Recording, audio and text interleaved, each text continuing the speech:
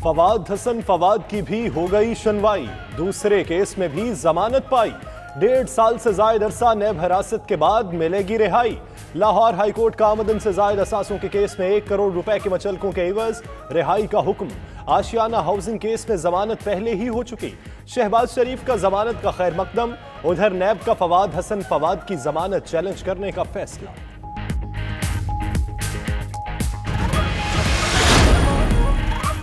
London में नवाज शरीफ की medical report मुरतब करने वाले डॉक्टर के खिलाफ शिकायत दाखिल। पाकिस्तानी निजात चौधरी तारिक महमूद ने बरतानवी मेडिकल काउंसिल में शिकायत दर्ज कराई। मौक़िफ़ अपनाया कि डॉक्टर डेविड लॉरेंस से तहकीकात की जाए। उन्होंने नवाज शरीफ के बरतानिया में क़याम में तौसीक़ की दरख्वास्त की हमायत क्यों की।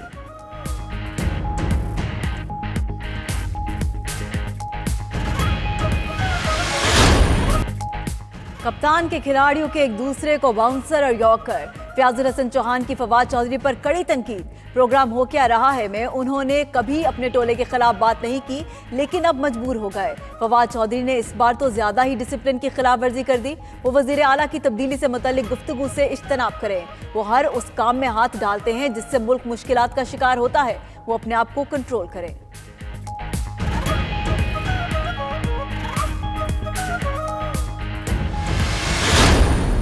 सिकंदर सुल्तान राजा नए चीफ इलेक्शन कमिश्नर होंगे। हुकूमत और अपोजिशन के दरमियान इत्तफाक राय के बाद ऐलान। निसार दुरानी को मेंबर सिंध और शाह मोहम्मद जतोई को मेंबर बलूचिस्तान मुकर्रर किया जाएगा।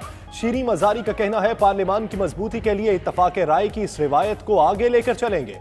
उधर नए चीफ इलेक्शन कमिश्नर का ऐलान होते ही कायम मकाम चीफ इलेक्शन कमिश्नर ने बड़े पैमाने पर तबादले कर दिए।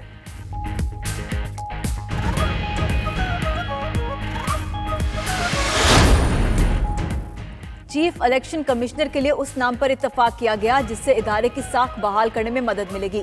फरदौस आशिक अवान कहती हैं अपोजिशन और हुकूमत ने जिम्मेदारी का मुजाहिरा किया। फवाद चौधरी बोले आर्मी एक्ट से ताउन का जो माहौल पैदा हुआ वो आगे बढ़ा है। अगला मरहला एहतसाब की तरीका कार पर इत्तफाक राय है। राना सना बोले दोनों जानिब से मौक़िफ़ में नरमी का मुजाहिरा किया गया। उम्मीद है सिकंदर सुल्तान आइंदा इंतखाबात को शफाफ बनाएंगे।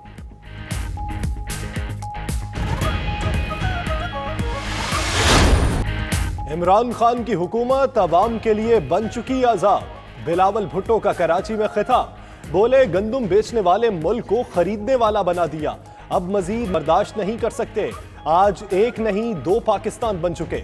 पंजाब का आईजी चुटकी बजाते ही तब्दील हो जाता है तो सिंध के साथ ऐसा सुलूक क्यों। ताकत का सरचश्मा आवाम है, ये माने वरना घर जाएं। बिलावल ने धाबेजी पंप हाउस प्रोजेक्ट का इफ्तिताह कर दिया। वज़ीर आज़म का तनख्वाह से गुजारा नहीं होता तो बनी गाला में भी लंगर खाना खोल लें। कहीं एटीएम ने पिन नंबर तो नहीं बदल लिया। मरीम औरंगजेब कहती हैं इमरान खान के झूठ, नालायकी और नाअहली की कोई हद नहीं। तरक्की करता पाकिस्तान 16 माह में लंगर खाना बना दिया। शाहिद खाकान अब्बासी बोले ये अपनी नाकामी पर शर्मिंदा भी नहीं। आटा नहीं दे सकते तो शर्मिंदा तो हो जाए। हुकूमत का हर दिन अवाम पर भारी होगा।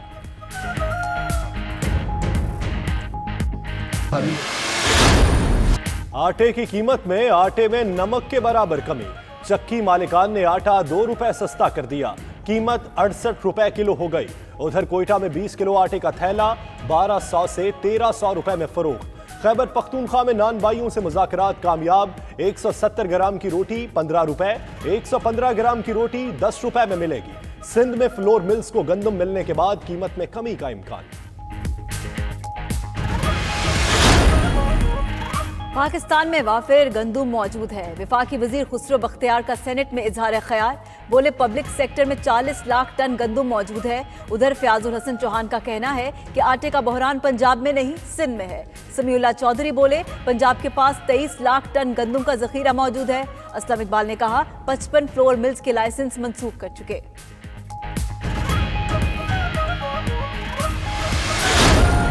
पेशावर में बीआरटी मंसूबे की तकमील की नई लाइन सामने आ गई। वजीर ट्रांसपोर्ट खैबर पख्तूनख्वा शाह मोहम्मद का कहना है कि जून 2020 से पहले बीआरटी मंसूबा मुकम्मल कर लेंगे। एशियन डेवलपमेंट बैंक के साथ मंसूबे की तकमील का मुआहिदा जून 2021 है। गुज़श्ता हुकूमतें बीआरटी जैसे मंसूबे शुरू नहीं कर सकी।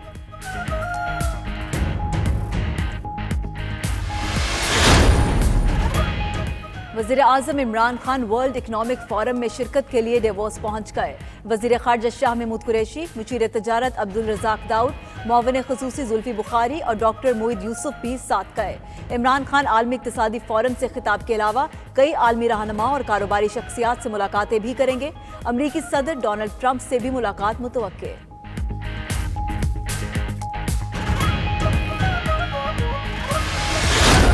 मुल्क के बालाई इलाकों में बर्फबारी का नया सिलसिला शुरू। वादी नीलम के मुतासरा इलाकों में इमदादी ऑपरेशन रोक दिया गया। वादी लीपा और ग्रेस वैली का मुजफ्फराबाद से जमीनी राब्ता मुनक़ता। उधर शाहराह कराकरम और गिलगित स्कर्दू रोड बंद। मरी में बर्फबारी के बायस बड़ी तादाद में सयाह फंस गए।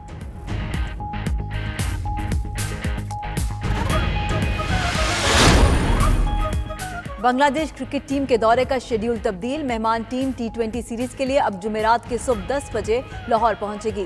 खिलाड़ी जुमेरात 2 बजे कज़ाफी स्टेडियम में प्रैक्टिस करेंगे। 3 बजे ट्रॉफी की रूनुमाई के बाद प्रेस कॉन्फ्रेंस होगी। उधर हारिस रऊफ को बांग्लादेश के खिलाफ सीरीज का बेताबी से इंतजार। 3 मैचेस की सीरीज का आगाज 24 जनवरी से होगा।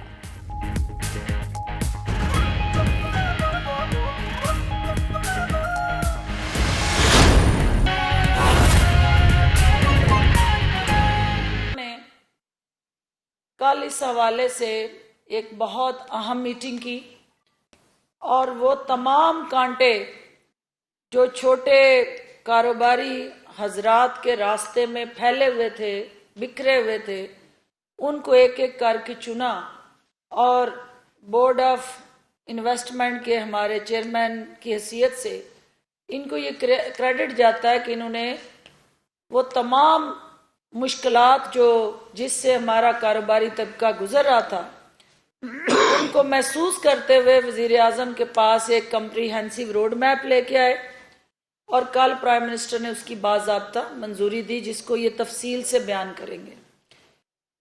उससे पहले 2 अहम इश्यूज हैं जिस पे हम बात कर लें तो फिर क्वेश्चंस हम डिटेल से ले लेंगे। एक तो प्राइम मिनिस्टर ऑफ पाकिस्तान का इंतहाई अहम दौरा जिसका आज आगाज किया गया है। इस दौरे के साथ जो उनका बैन अल-अक़वामी लीडरशिप के साथ इंटरेक्शन होगा, क्योंकि इससे पहले जब वो गए तो पाकिस्तान की मईशत जो है उसकी सांसें उखड़ी हुई थी। अब जब वो इस इकनॉमिक फोरम में जा रहे हैं तो एक बेहतर economic stable sustainable road map जो इकोनॉमी का है उसको लेके जा रहे हैं। तो इस इकनॉमिक फोरम में इकनॉमिक फ्रंट पे जो पाकिस्तान ने कामयाबियां हासिल की हैं, बैन अल-अक़वामी क़यादत को उससे रोशनास कराने का मौका मिलेगा। फिर उसके साथ साथ हम बायलैटरल जो एंगेजमेंट स्ट्रेटजी है, जो प्राइम मिनिस्टर ऑफ पाकिस्तान का दुनिया के तमाम इन्वेस्टर्स को ओपन ग्राउंड, ओपन फील्ड और आइडियल कंड्यूसिव एनवायरनमेंट फ्राहम करने का जो अज़्म है, वो वहाँ मुख्तलिफ बैन अल-अक़वामी क़यादतों के सामने रखेंगे।